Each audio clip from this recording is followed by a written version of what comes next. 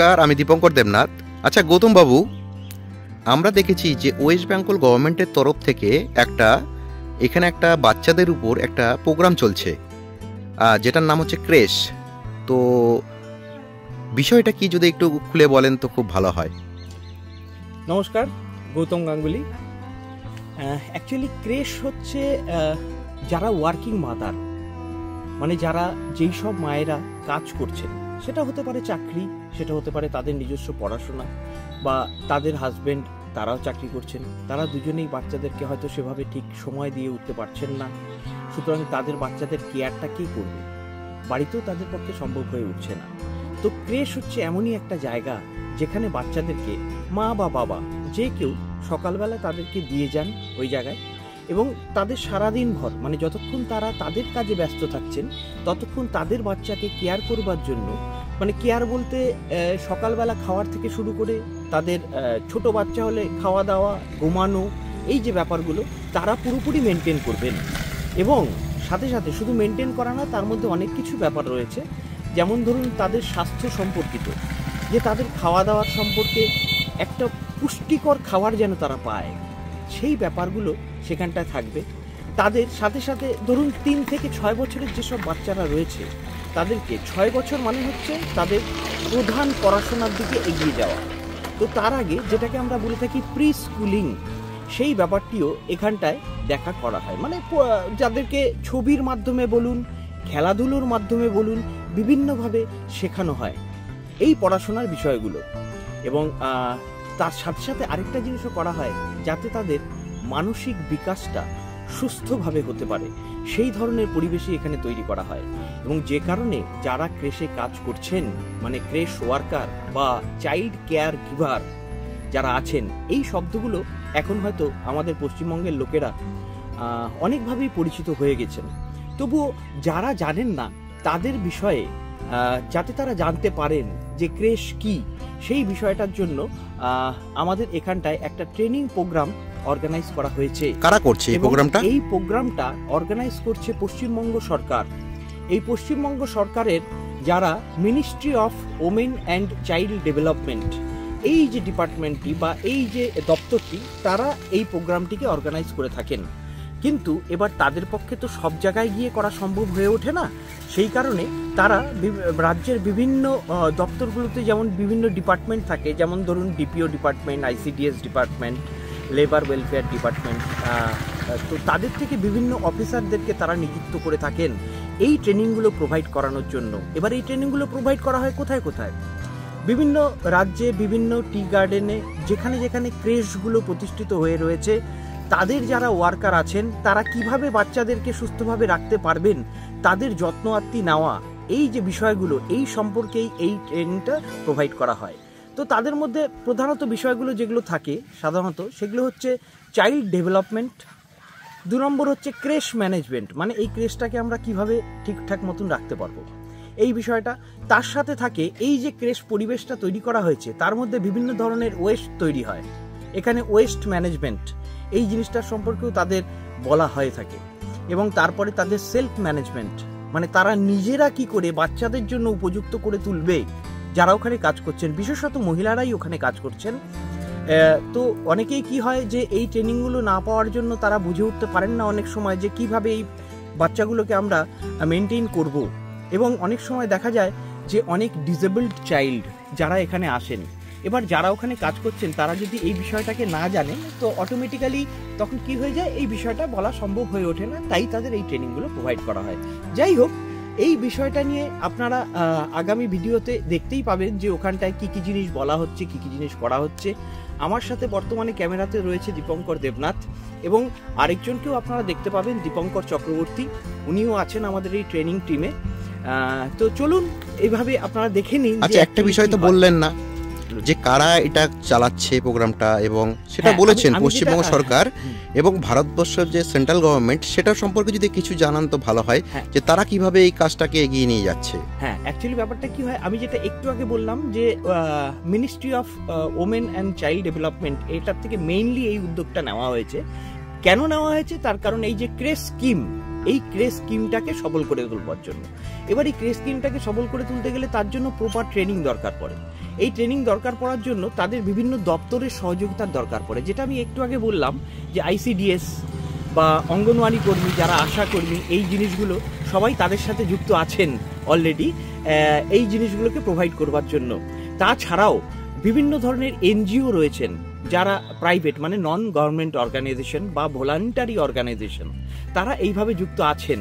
সুতরাং তারা এই ট্রেনিংগুলো প্রোভাইড করে থাকেন। আরো বিশেষভাবে জানবার জন্য কারা করেন এটা?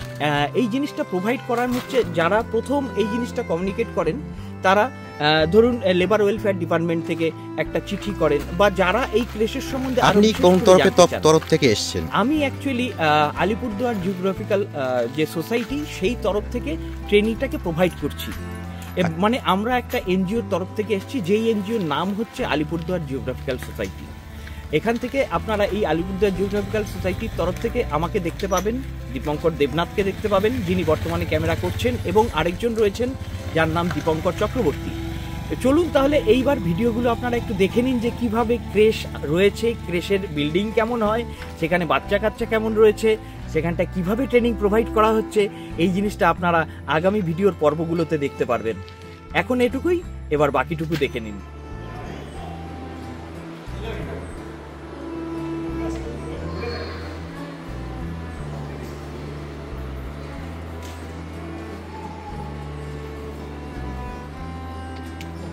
নমস্কার, আমি দীপঙ্কর দেবনাথ। আমার সঙ্গে আছে দীপঙ্কর চক্রবর্তী এবং গৌতম গাঙ্গুলি। আমরা তিনজন এসেছি ক্রেশের একটা অনুষ্ঠানে। এটা হচ্ছে মথুরা টি গার্ডেন, আর এখানটায় বাচ্চাদেরকে এখানে দেখাশোনা করা হয়, এরকম একটা জায়গা। এখানে যারা দেখাশোনা করে তাদের জন্য একটা ট্রেনিংয়ের এখানটা একটা ব্যবস্থা চলছে, এবং আমরা সবাই এসেছি এই পারপাসে। তো কিছুক্ষণ পরে আপনারা দেখবেন কিছু ভিডিও এইগুলো সম্পর্কে, মানে ট্রেনিংয়ের দৃশ্য থাকবে, তার মধ্যে ক্লাস চলছে, ঠিক আছে, এই অবস্থায়ও আপনারা দেখতে পাবেন, এবং কারা ট্রেনিং করছে এবং কারা ট্রেনিং দিচ্ছে তারাও আপনাদের সামনে থাকবে। একদম তাই। ঠিক আছে, তবে একটু রুমটাকে ঘুরিয়ে দেখাই, বেশ সুন্দর লাগে রুমটা।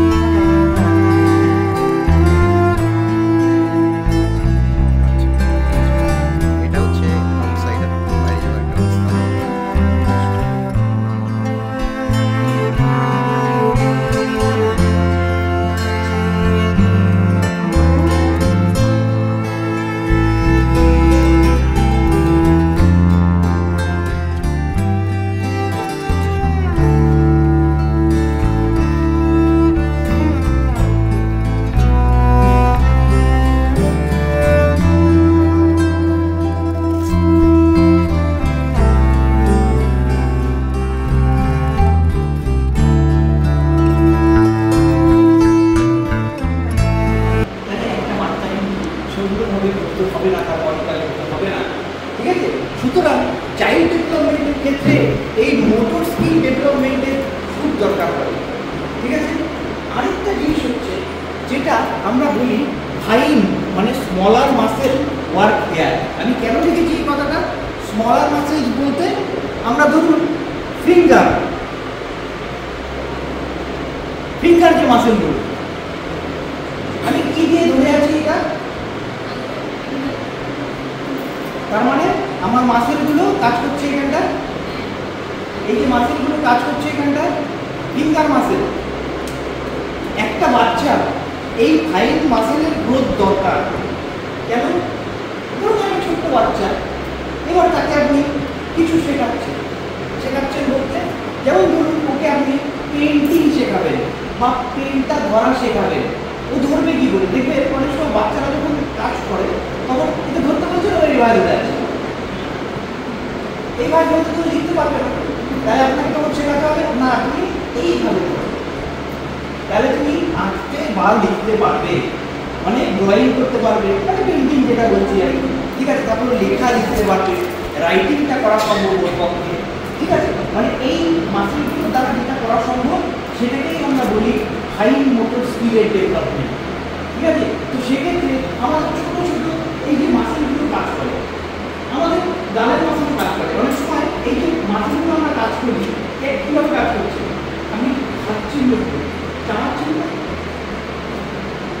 মুভমেন্ট হচ্ছে, এগুলো ছোটো ছোটো মাসেল, এটা ফাইন মাসেল মুভমেন্টের মধ্যে পড়বে, ঠিক আছে। হিউম্যান বডিজ স্মলার মাসেলস,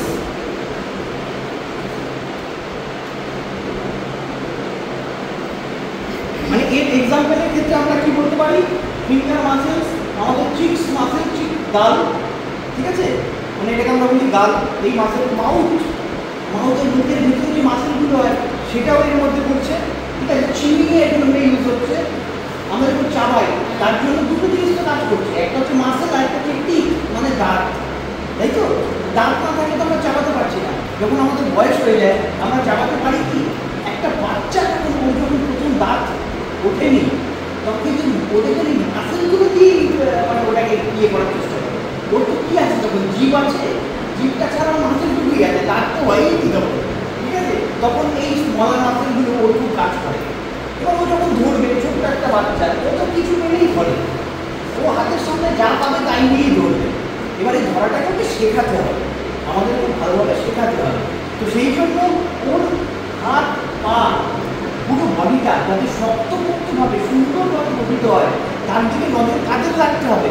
আমরা যারা পেশে কাজ করছি তাদের রাখতে হবে।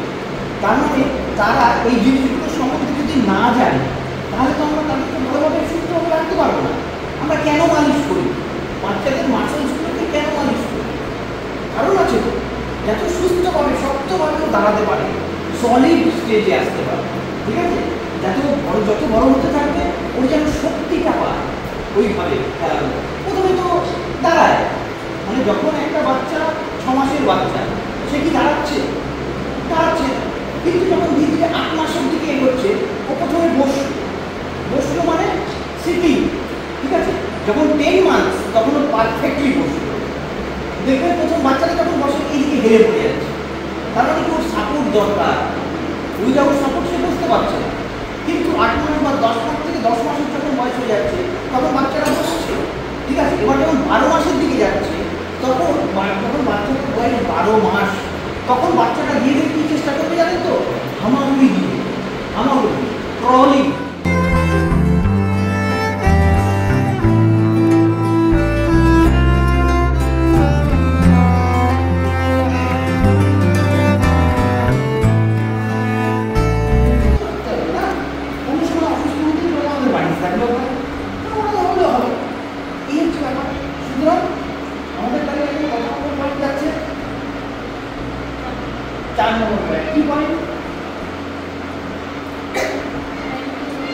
মেইনটেনেন্স অফ ফ্রেশ, ঠিক আছে।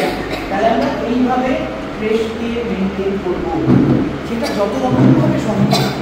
আমাদের রিপোর্ট কার্ডের মধ্যে করা, বাচ্চাদের স্বাস্থ্যের দিকে নজর রাখা, স্বাস্থ্যের দিকে নজর রাখতে কী নজর রাখতে হবে, তার খাওয়া দাওয়া ঠিক হচ্ছে কিনা, খাওয়া দাওয়াটা কোন বাচ্চা কীভাবে খাবে, কতবার খায়, ঠিক আছে। ছোটো বাচ্চা হলে অনেক সময় বেশি খাওয়াতে হবে, বড় বাচ্চা না আমি খাওয়াবো, কিন্তু তাকে খাওয়াতে তো হবে। কিন্তু ছোটো বাচ্চাটা না খেয়ে থেকে গেলে এটা তো হতে পারে না, কারণ ওকে এইটা নজর রাখতে হবে আমাদের প্রত্যেককে। এই ও কিন্তু দুপুরবেলা খাইনি, কারণ ওকে কিছু তো খাওয়াতে হবে, বিকেলবেলা যেটাকে আমরা বলি ইভিনিং স্ন্যাক্স, সেই জিনিসটা ব্যবস্থা করতে হবে। এবার বাচ্চাটার জন্য আপনি বিকেলবেলা এসে চপমুড়ি দিয়ে দিতে হবে না, ওকে ওর মতো খাওয়াই দিতে হবে যাতে ওর ক্ষতি না হয়, স্বাস্থ্যের অবনতি না হয়, ঠিক আছে। স্বাস্থ্যের অবনতি হওয়া চলবে না, সুতরাং সেইভাবে আমাদের মধ্যে স্বাস্থ্যের দিকে নজর দিতে হবে, তাই তো। তাহলে আমরা এখন 4 নম্বর পয়েন্ট ক্রস করলাম, 5 নম্বরে চলে আসি। কী হচ্ছে, এনভায়রনমেন্ট অফ ফ্রেশ।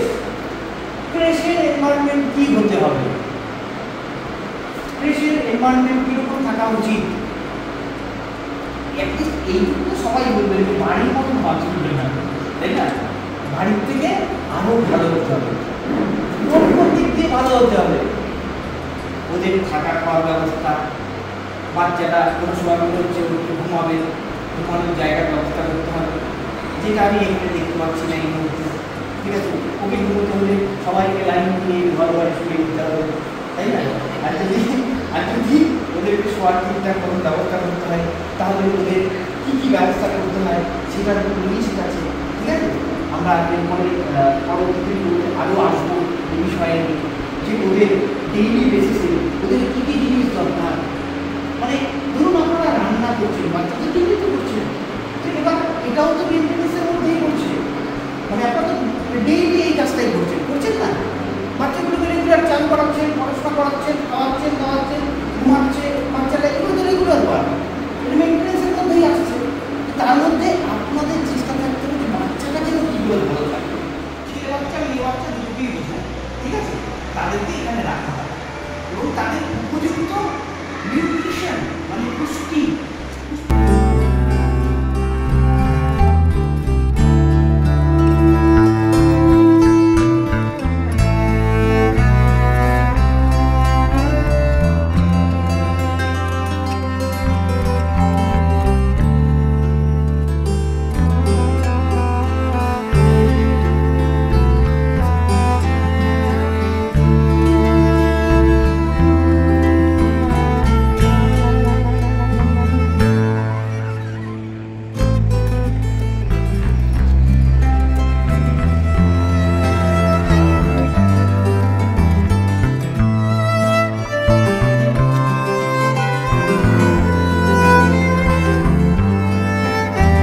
ভিডিওটা দেখলেন, আপনাদের কেমন লাগলো জানাবেন।